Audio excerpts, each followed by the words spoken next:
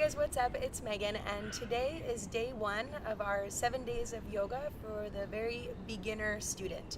And so over the next 7 days, we're going to be offering 15-20 minute sequences that are related to one particular aspect of yoga. And so today's focus is going to be on alignment. And so alignment is a huge important part of the practice. And so for this particular 7 days of yoga, I'm going to go with a more traditional teaching methodology, which is going back to more of my Anusara foundation. It just makes more sense because most people who are going to have access to studios globally are going to have more of a traditional alignment system. So for this purpose, we're going to be using that particular alignment system. So alignment based upon Anusara, we're going to work with the 5 universal principles of alignment. And so this is an important thing to know and understand. And even today, with kind of the newer styles that I'm teaching and studying, I still always use my 5 universal principles. And so the first one is what we say of opening to grace. It's opening to receive the offering, to receive the teaching, to receive this amazing experience of life. And so that's a pretty big one, right? And so it's one of the most important, but it's opening to receive the offering. The second one is going to be muscular energy, which is drawing of energy from the peripheral edges into the core line of the body. So it's a very strong energy, basically hugging muscle to bone.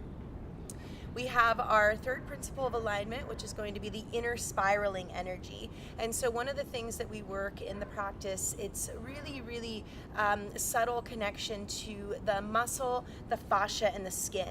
And so we're working the body, especially the arms and the legs. Particularly, we're working inner spiral.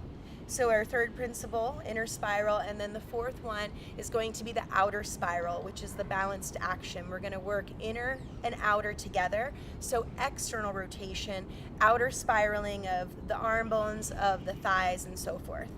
And then our last principle is our active organic extension. And so this runs from the core of the body out to the periphery. And so basically we're creating this circuitry of energy. So pulsation, spanda, expanding and contracting energies, coupled with spiraling energies, working in harmonious relationships. So again, 5 universal principles of alignment. So next, moving on from there, is how do we take a seat when we're preparing for a class? So I'm using a block, which again is really helpful to have for a beginner student. We're going to go over modifications later in this 7-day sequence, but for today, again, focused on alignment. So coming into a seated position, we would use a block to lift and prop the pelvis upon, and then we move the flesh of the glutes out from under so that the sitting bones connect firmly to the foundation.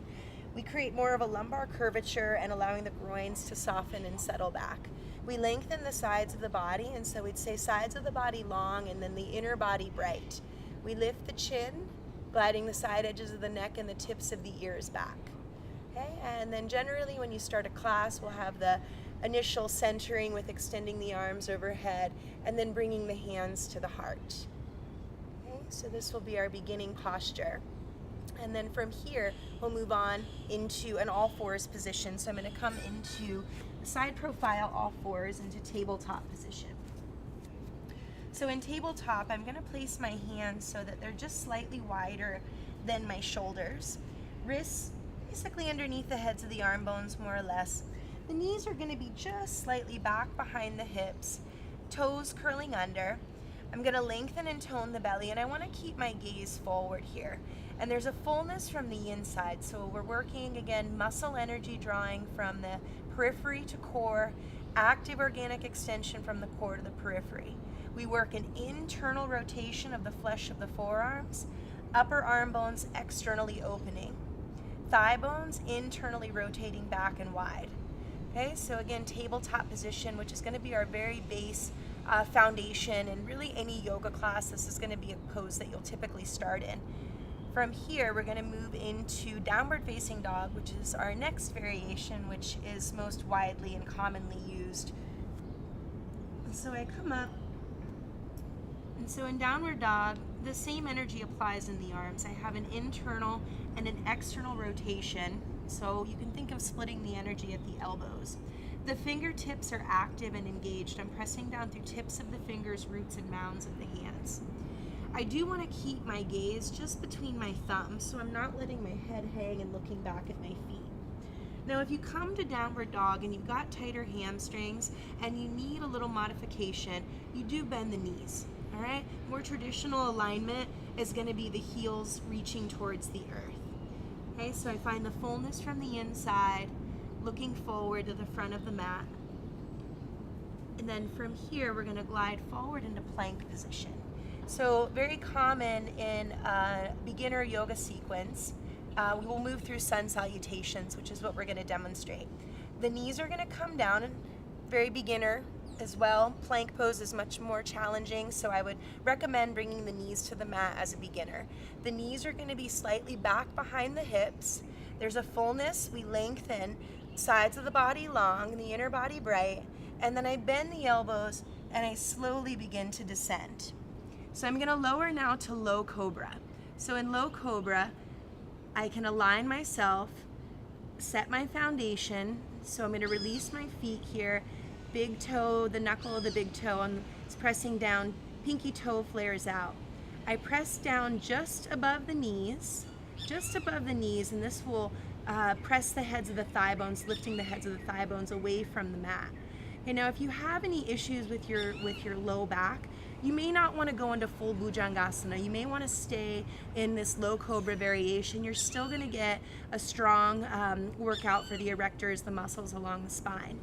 However, if you're able, you can come into full Bhujangasana cobra variation. Okay, so the index finger mounds of the hands stay anchored and connected. Lengthening through the spine, we curl back. And then curling the toes under, we would press back into downward facing dog. I'm then going to walk forward, coming to Uttanasana. Okay? So in Uttanasana, I want my feet to be about hip width distance apart and parallel. I press down through the big toe, and I want my arches to be lifting. Okay? Four corners of the feet are active, so meaning big toe mound, pinky toe mound, inner and outer edge of the heel. As the knees bend, I can allow for a lengthening of the spine. So a very beginner is definitely bending the knees in this forward fold. What we don't want to do is have straight legs and a rounded spine. That just totally defeats the purpose, okay? So I would bend my knees a bit, and if I'm able to maintain that alignment and come forward without rounding in my lumbar, then I can start to straighten the legs a bit for a deeper stretch. Okay, so this is going to be Uttanasana. We come onto the fingertips. I don't just want to hang here. It's not lazy, you know. The practice is active. It's intended to bring more awareness, more connection. Okay, so leading with the heart, full inhalation. Exhaling, bow. Inhaling, rise. As I rise to stand, I'm going to press my knees apart energetically, extending through the fingertips, and then I bring the hands to heart. Anjali Mudra. Mountain pose, releasing the arms. Okay, so this is another common variation for the beginner. The stance, again, feet hip width distance parallel. Active feet, we steady the shins. We create a bit of an anterior tilt here. We lengthen through the spine, opening the heart and the throat, releasing the arms so the palms of the hands are facing forward. We work our muscular energy drawing in, expanding out active organic extension. Okay. From here, extend the arms, sit down, Utkatasana, chair pose. Okay, so another common pose that you'll see, very beginner friendly. We sit down basically into a chair. We're pressing down through big toe, hugging the shins in, we press the knees apart. The inner thighs move back powerfully, and then there's an energy rising up from the sacrum, extending up through the shoulders, the fingertips. We open the heart and the throat. And then exhale, fold forward, touch the earth. Inhale, we lengthen. And then I'm going to exhale, touch the fingertips, and I'm going to step my left foot back. Lowering my left knee to the mat, I come to a low lunge. I'm going to start by placing my hands to the top of the right thigh. So what I want to avoid is collapsing here, okay? It's common misalignment. And so I've got to really keep the engagement, and that's very important. Again, we're covering alignment, and so holding the integrity of the alignment it's important as you're moving through any yoga sequence. So the toes, back toes curling under. Energetically, I drag the left knee forward, the right heel back. I can extend the arms then, coming into low lunge variation, curling back, opening up through the heart and the throat.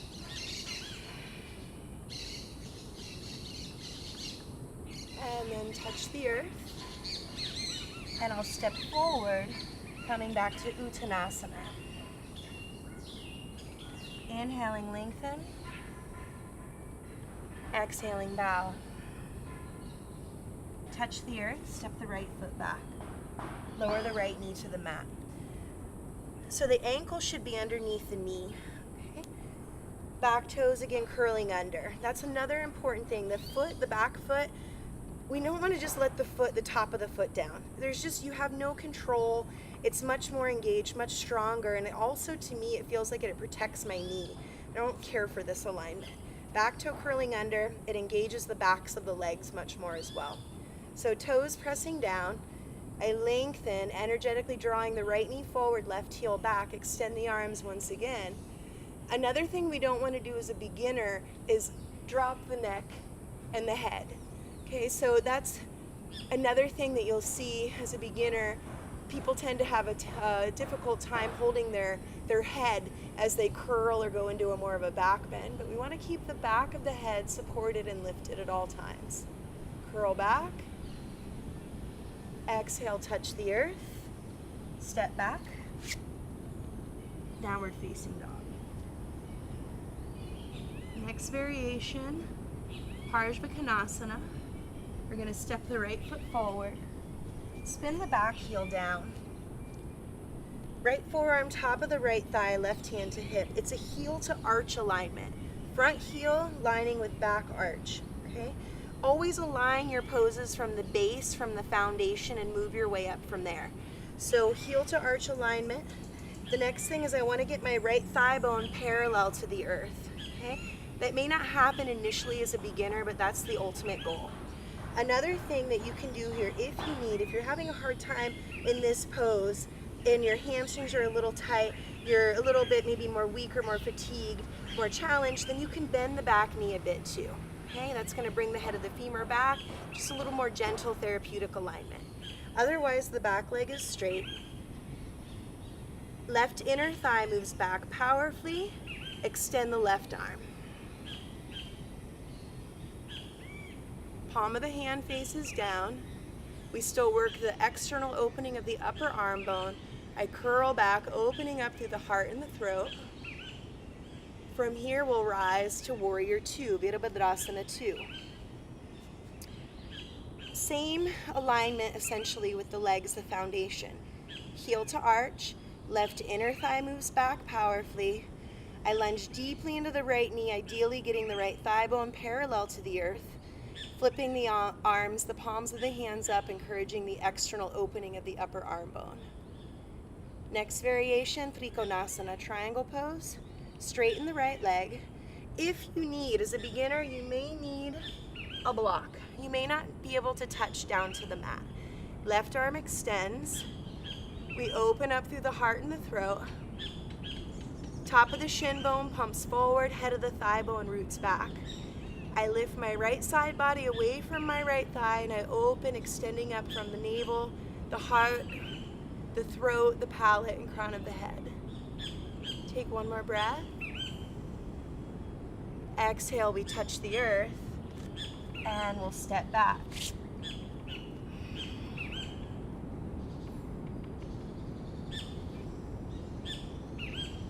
And then we'll step left foot forward, right heel down, Parsvakonasana, left forearm, top of the left thigh, right hand to hip, activating the feet, heel to arch alignment, right inner thigh moving back, right arm extends. Fullness from the inside, expanding out. hold the foundation, rise, warrior two, Virabhadrasana 2. Flipping the palms up in this variation to encourage the external opening of the upper arm bone. Trikonasana. Straighten the left leg, left fingertips down, right arm extends. Again, you can use a block if you need, or a prop.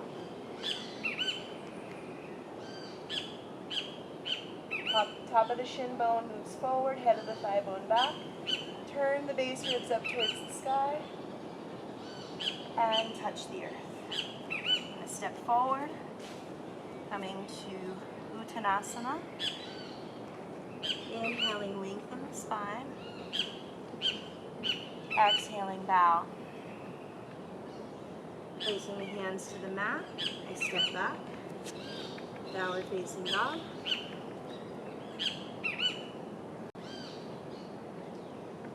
Come down to the knees. Come to a seated position.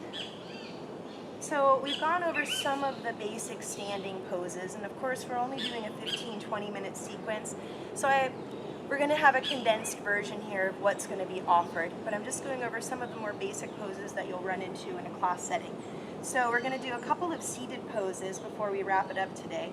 So a big common misalignment for folks is when they come to a seat, you get this kind of rounding stuff that happens, right? So we want to be sure that we're working the flesh of the glutes back. And what we can do is we can use something like a prop if we need, like a rolled up towel or mat, which we're going to be going over in the modification section. But we can use those things for a little bit of a prop. And so we're just going to do a couple seated poses. Left foot, inner right thigh, Janu Shashasan. I lengthen, I tone, avoid rounding in the spine, bowing forward. I can walk my fingertips out. The intention again is to keep the spine long, avoid rounding. And then release. Extend left leg out. Right foot in. Moving flesh of the glutes, lengthen through the spine, full breath. Exhaling, fold. Walking the fingertips out, lengthen, and bow.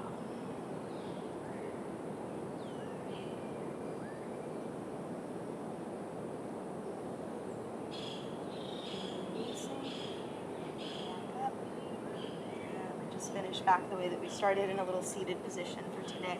So that's going to go over again some basic alignment in mostly the standing poses, and as we go through the next 7 days, I'll touch on some different variations throughout the week just so you have a general idea of more of like a full class spectrum. But again, the alignment, we're working with the universal principles, and just there's a way that you want to apply the alignment in the body in every pose, and it really does matter. And it's not only alignment, it's also sensitivity, and that's a huge portion as well, so that we can adjust if necessary and follow a specific template, but again, be able to modify if we need to. Thank you guys so much. I appreciate you checking it out, and stay tuned for our next video, and we'll be working on breath for round 2. Thank you so much. Have a great day.